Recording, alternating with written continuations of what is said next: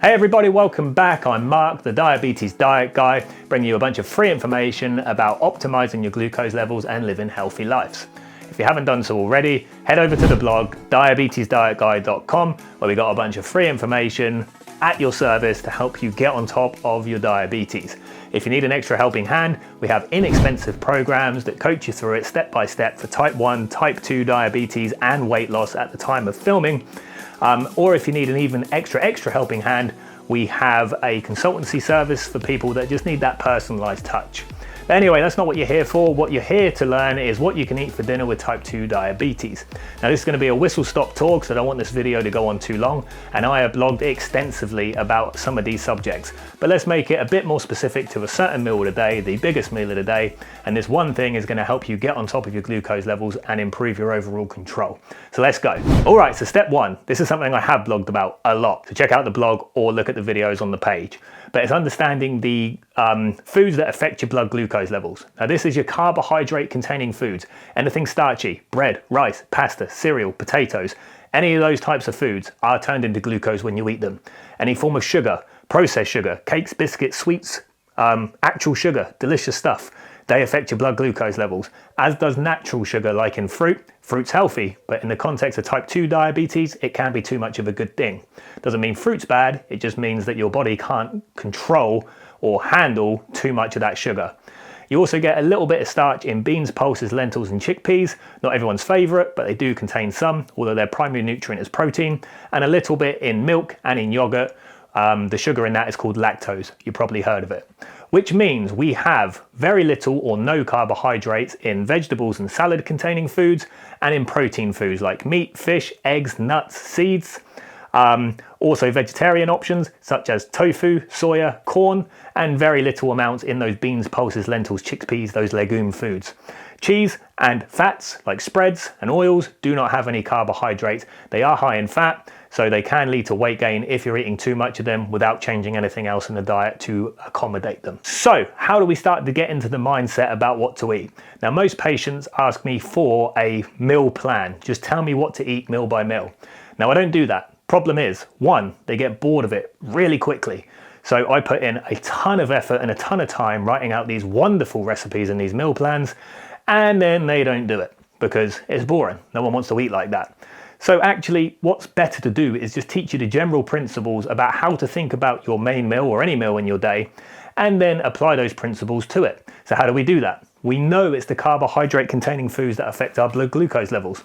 So when we get our trusty pen out, what color we should go with? Let's go blue. So when we get our dinner plate, what we want to do is minimize the amount of carbohydrate on the plate. So about a handful, no more than that. And that's going to be a big change for a lot of people. But we're not trying to get you to eat less. We're trying to get you to eat slightly differently. So we want you to have about a quarter of a plate, which is that handful dedicated to carbohydrate. Can't even speak, too excited. We want about a quarter of the plate dedicated to protein, ideally lean proteins, lower fat foods. Of course, you can deviate from this occasionally, but if we're trying to lose weight at the same time, then we're trying to limit the amount of calories in our diet, unless you're getting much more active, in which case, again, you can accommodate a bit more fat in the diet. And then the bulk of our meal should be veg or salad, the rabbit food. Now you can pimp this stuff out to make it taste great. Mix it into foods, into casseroles, into the spaghetti bologneses, so it becomes the dominant ingredient, not just a mixed veg platter just sat on the side of the plate. That's boring, that's not going to be sustainable, unless you like that kind of thing.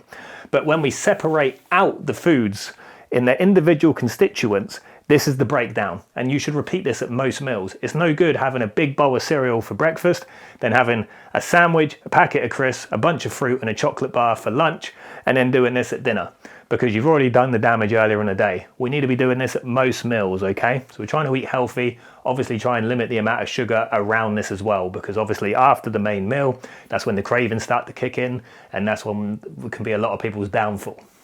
So in that instance, yes, you can then maybe choose a healthier option. Fruit is a good option then. But the bulk of the meal, essentially limit the amount of carbohydrates, a handful, bulk out the meal, as much vegetables as physically and humanly possible. There's so much data to show how good they are for us. They're low in calories, low in carbohydrates, high in fiber, reduce the risk of cardiovascular disease, obesity, sleep apnea, type 2 diabetes, and the list goes on and on and on. So that's what we want to be doing. Then what you'll find is the second you start to do this, you will see a drop in your glucose levels because we're not adding as much fuel to the fire. Now don't get me wrong, I've done videos on other elements of type 2 diabetes that do affect your glucose levels, like how much glucose is being released from the liver. But we can control this element. So just by reducing that carbohydrate content, ideally choosing slower releasing carbohydrates as well, like the brown rice, the whole grains, the slower releasing things like porridge will help rather than choosing the white carbohydrates, white rice, white pasta, mashed potato, trying to avoid anything mashed, trying to avoid anything juiced. That will help no ends. Do this and you'll see improvements. Anyway, I'll leave it there. If you found it useful, like the video, subscribe.